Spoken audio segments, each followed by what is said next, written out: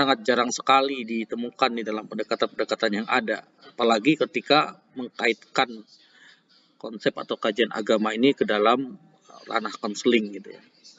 Nah, setidaknya bahwa bimbingan konseling Islami itu adalah membantu individu belajar mengembangkan fitrah. Fitrah itu adalah potensi. Potensi yang diberikan Allah Subhanahu wa taala kepada manusia. Kita memiliki sama sekali adalah fitrah iman, potensi iman. Nah, ketika kita belum lahir, kita sudah membuat perjanjian kepada Allah Subhanahu wa taala bahwa kita meyakini bahwa satu-satunya yang kita sembah adalah Allah Subhanahu wa taala. Dan itu juga berbicara juga pada saat itu tentang rezeki, kemudian jodoh dan sebagainya. Atau kembali kepada fitrah. Nah, kalau tadi fitrahnya tidak berkembang, bisa jadi fitrahnya berkembang, tapi dalam perjalanan mengalami berbagai macam hambatan-hambatan yang disebabkan oleh pengaruh lingkungan, keluarga dan sebagainya, sehingga dia harus dikembalikan kepada jalan yang lurus. Itu jalan yang diridhoi Allah Subhanahu wa taala. Bagaimana kemudian kita mengembangkan fitrah atau mengembalikan individu ke fitrah tersebut? Yang pertama, tentu kita harus melakukan pemberdayaan kepada iman. Iman kepada Allah, kalau mamai kembali ke dalam kitab Al-Quran itu kan termasuk hal-hal yang gaib. Itu adalah hal yang harus kita imani. Al-Quran itu kan menyampaikan zalikal kitabul la raiba fihi hudalil muttaqin allazina yu'minuna bil ghaibi. Pertama kali disebutkan adalah hal yang gaib. Kenapa? Karena hal yang gaib ini kadang atau bahkan tidak bisa dinalar oleh akal pikir kita. Tetapi ini ada, malaikat itu ada, tapi nalar kita bagaimana sebagainya akan bermasalah. Kalau kemudian kita tidak meyakini bahwa ajaran agama sudah mengatakan hal tersebut, gitu ya. Yang kemudian bagaimana bentuk bantuan ini, gitu ya? Ya, memberikan dorongan, mendampingi, memahami dan mengamalkan syariat. Pendampingan.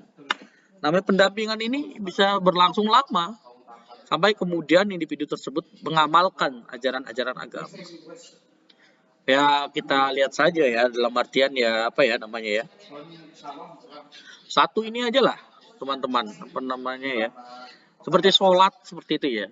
Ya, dalam penelitian yang di lalu-lalu itu kami menemukan bahwa soal sholat saja banyak mahasiswa-mahasiswa yang memang belum selesai dalam bab tersebut. Nah, ini yang yang tidak kalah pentingnya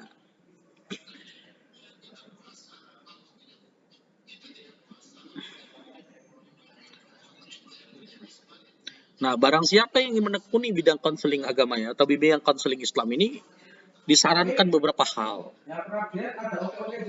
Pertama adalah meyakini Al-Quran rujukan paling kokoh sepanjang zaman untuk membimbing manusia. Kenapa kemudian kokoh? Karena Al-Quran inilah yang dijaga oleh Allah Subhanahu wa taala sejak diturunkan hingga nanti hari kiamat. Beberapa hal, beberapa kasus pernah ditemukan bagaimana terjadi kesalahan dalam penulisan ayat Al-Quran. Itu ya, mungkin ada orang yang ingin merubah sebagainya, itu langsung diketahui. Yang kedua, diperlukan waktu panjang untuk memahami kandungan Al-Quran secara benar. Kenapa? Karena belajar Al-Quran itu harus memahami banyak hal. Dia harus memahami ayat-ayat yang dikenal dengan mutasyabihat, harus memahami tentang nasyak dan mansuk dan sebagainya. Kalau tidak, nanti mendefinisikan sendiri terhadap suatu ayat, yang terjadi adalah kesalahan-kesalahan. Nah, ini ya. Yang ketiga, bagi yang belum bisa baca Al-Quran, perlu belajar baca Al-Quran dengan benar. Lah, yang belum lulus TBQ ini kan kadang menjadi problematika sendiri. Bagaimana kemudian dia akan membiasakan diri membaca Al-Quran kalau kemudian membaca Al-Qurannya masih belum lulus. Ini menjadi perhatian untuk orang-orang yang akan menekuni bidang konseling agama ini. Yang keempat, secara bertahap belajar tafsir Al-Quran. Nah, ini ya. Langsung ke ahli atau belum tafsir. Tentu saja tafsir-tafsir yang telah atau ada di Indonesia banyak ya. Ini bisa kita gunakan sebagai rujukan. Karena kadangkala sebuah ayat itu turun hanya dikhususkan, ada yang berpandangan untuk konteks dan waktu pada saat dia diturunkan, tidak bisa ditarik seperti sekarang. Tapi ada juga yang mengatakan bahwa beberapa kasus dalam Al-Quran bisa ditarik dalam konteks yang ada seperti sekarang. Maka kemudian dalam tafsir Buya Hamuka itu, dalam tafsir Al-Azhar itu, ketika menafsirkan boleh jadi kamu menyukai sesuatu padahal itu buruk bagimu, dan boleh jadi kamu membenci suatu padahal itu baik bagimu, mengatakan bahwasanya ayat ini awalnya turun karena terkait dengan kondisi perang. Memang kalau di pangkal ayatnya itu kan berperanglah kamu. Ya. Tapi kemudian di masa sekarang ditarik dalam pemahaman ayat tersebut, Hamka mengatakan bahwa ayat ini relevan dengan kondisi sekarang. Misalnya kita tidak suka obat, tapi dipaksa harus minum obat karena obat kan mesti ada yang suka karena pahit sebagainya. Tapi itu baik untuk kita. Nah sama, banyak hal yang dalam konteks masa lalu itu bisa ditarik dalam kondisi sekarang. Itu dalam tafsir Hamka ketika menafsirkan ayat Al-Baqarah ini. Gitu ya. Yang kelima, 6 ini ya. Biasa kan bergaul dengan orang-orang saleh gitu ya. Kenapa? Karena itu ya pertemanan itu memberikan pengaruh pada kita. Ya kalau temennya baik kan ketika kita salah ya diingatkan gitu ya. Jauhilah pula makan minumnya. Nah ini ya.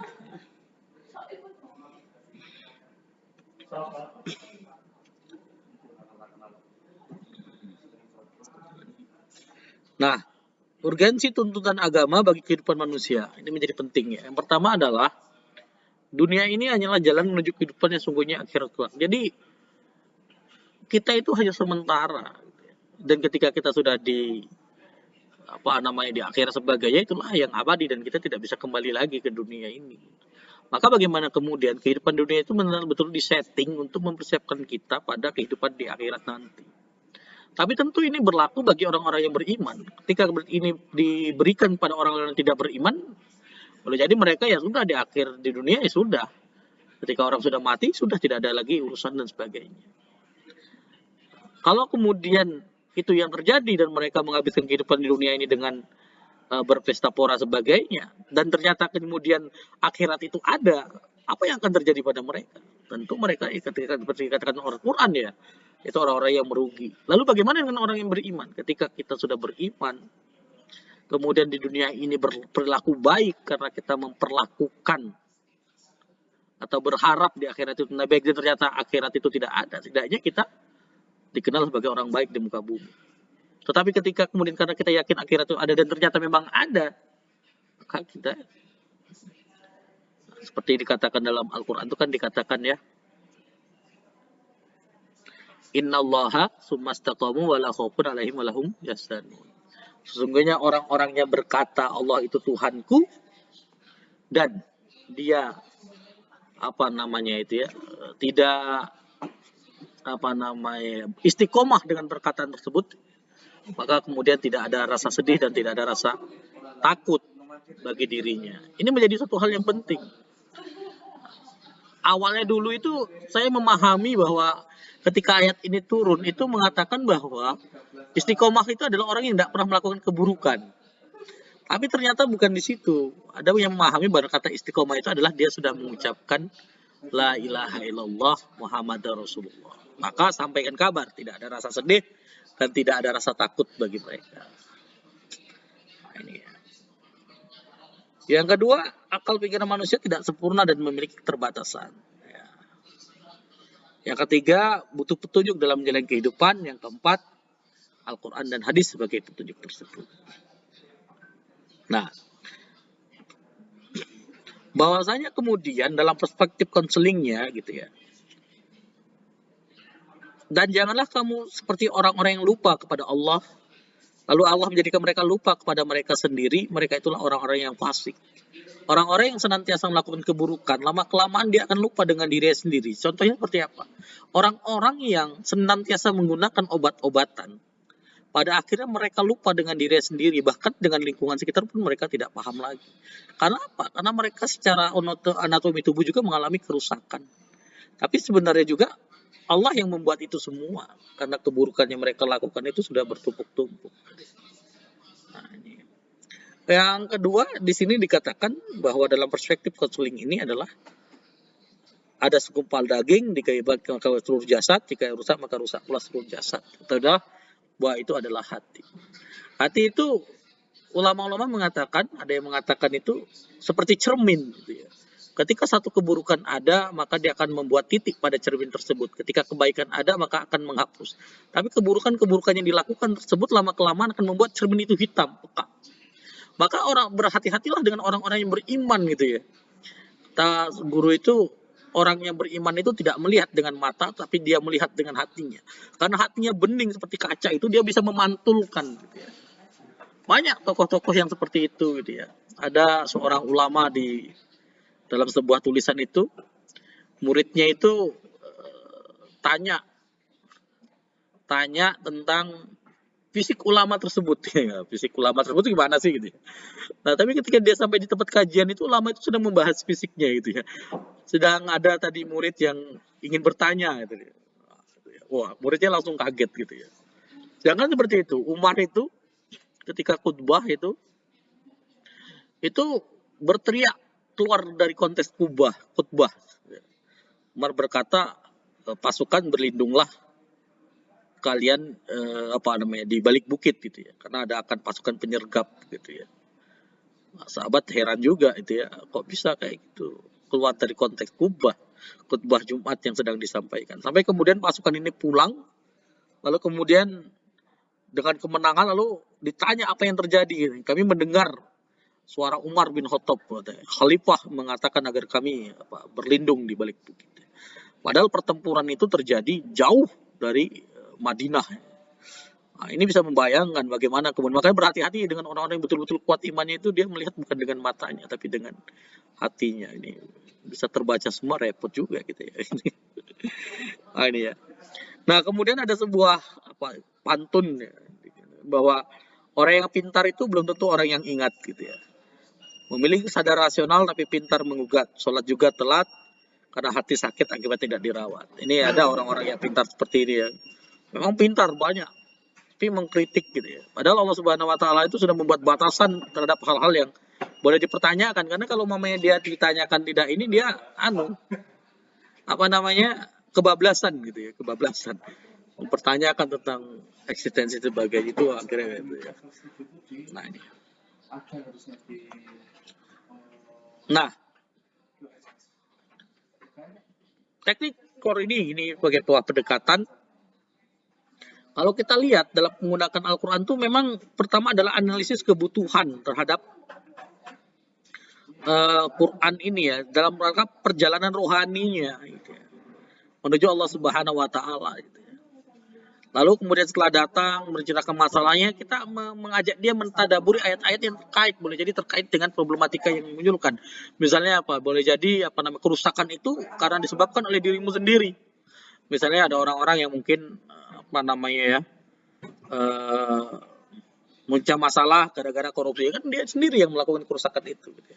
Akhirnya dia punya masalah. Kemudian di sini dalam bermusyawarah dan menyeru dengan hikmah ini, disinilah kemudian teknik konseling konvensional itu bisa diterapkan. Nah, misalnya yang tadinya belum sholat, kita perbaiki sholatnya dengan behavioristik ya perlakuan sebagainya, mungkin sebagainya. Nah, yang ketiga ya azam ya.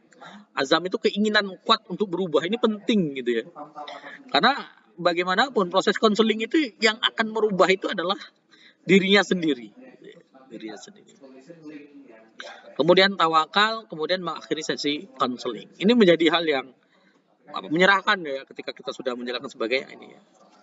Ini yang kemudian menjadi perhatian dalam ini. Coba kita lihat di ini ya. Kalau kemudian kita lihat dari analisis konseling ini ya, pertama adalah menganalisis kebutuhan ini adalah menelaah apa yang sesungguhnya terjadi pada konseling. Apa sih yang terjadi? Lalu yang kedua adalah mentadaburi, memahamkan masalah itu apa yang terjadi. Ya seperti saya katakan tadi, apakah kamu akan berpikir kamu beriman dan kamu dibiarkan saja? Tidak, sesungguhnya Allah akan menguji dirimu. Bagaimana bentuk ujian itu? Dalam Al-Quran sudah dikatakan. Kekurangan makanan, rasa takut, rasa cemas, dan sebagainya. Jadi Al-Quran sudah menjelaskan ujian yang akan diberikan pada manusia. Dan tentu saja ujian-ujian itu memberikan dampak psikologis. Naik BBM saja udah pada pusing secara psikologis, minyak goreng aja pusing secara psikologis. Nah ini sudah ada semua ya. Kemudian yang ketiga adalah bermusyawarah. Nah ini ya, dalam konteks bermusyawarah inilah disinilah kemudian pendekatan-pendekatan konvensional bisa dimasukkan. Misalnya tadi langkah-langkah menentukan alternatif solusi, bisa dengan biaya heuristik dengan ini ya. Nah, baru kemudian yang keempat, ya, setelah kita menggunakan yang ada, yang keempat kita berazam apabila langkah kedua ini jalankan. Ya, berazam ini tentu saja ketika seorang ingin berubah dari satu hal yang buruk kepada hal yang baik, dia harus menghadapi rintangan. Dijauhi, dikucilkan, diejek, dan sebagainya itu sangat mungkin dialami oleh seorang individu yang ingin berubah. Allah dulu aja kayak gini sok-sok sekarang. Nah, tapi itu adalah tantangan bagi seorang yang ingin berubah. Yang kedua adalah perlu bersama konselor dalam implementasi. Artinya apa di sini? Konselor mendampingi individu dalam proses pembinaan rohaninya ini tadi. Yang ketiga, tentu saja apa yang dibutuhkan ya, misalnya ingin berubah dari lingkungan, pindah. Tentu saja. Kemudian yang keempat adalah kontrak terapi, ya ini terkait dengan kontrak-kontrak yang perlu dilakukan. Kelima, tanggung jawab. Nah, ini ya.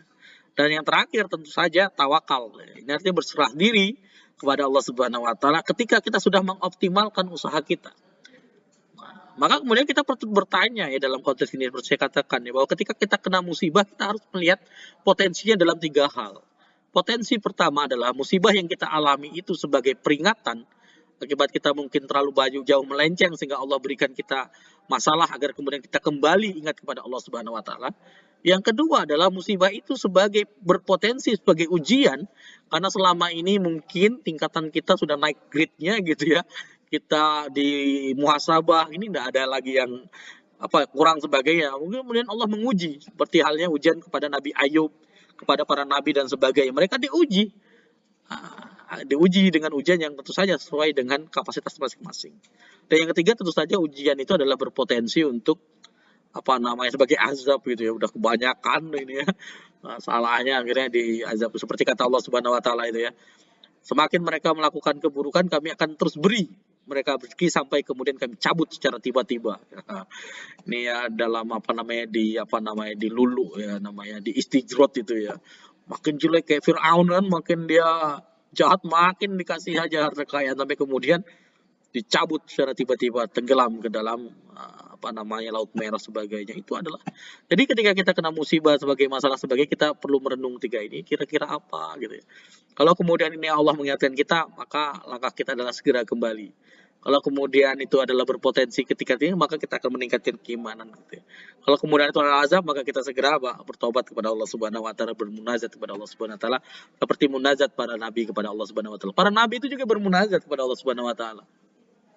Kita harus ingat bagaimana munajat Nabi Ibrahim ketika ingin mendapatkan penerus sebagainya. Kita harus ingat munajat-munajat Nabi Zakaria dan sebagainya, Nabi Isa dan sebagainya gitu ya.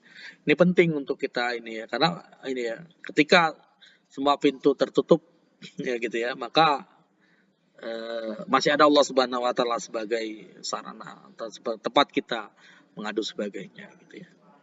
Nah, ini sering dikatakan oleh guru-guru di waktu lalu bahwa ketika kita mengalami kegagalan bukan orang lain yang menyebabkan kegagalan itu karena kesulitanmu adalah dirimu sendiri. Gitu. Jadi ketika kita mengalami kegagalan jangan kemudian kita menyalahkan orang lain. Kita perlu melakukan introspeksi kenapa ini terjadi pada diri kita. Karena kesulitan kita adalah jangan-jangan kita selama ini tidak optimal, tidak mengoptimalkan apa yang kita miliki, maka kemudian kita mengalami kegagalan. Tapi kadang-kadang kita akan menemukan banyak orang yang memproyeksikan sesuatu ketika dia gagal, penyebabnya si fulan. Padahal itu bukan hal yang pertama yang harus dilakukan ketika mengalami gagal dalam melakukan introspeksi diri. Ini adalah yang bisa saya sampaikan pada kesempatan ini. Tentu saja saya sangat terbuka bagi teman-teman untuk berdiskusi melalui forum WhatsApp yang telah kita buat. Oleh karena itu saya ucapkan terima kasih dan saya akhiri. Wassalamualaikum warahmatullahi wabarakatuh.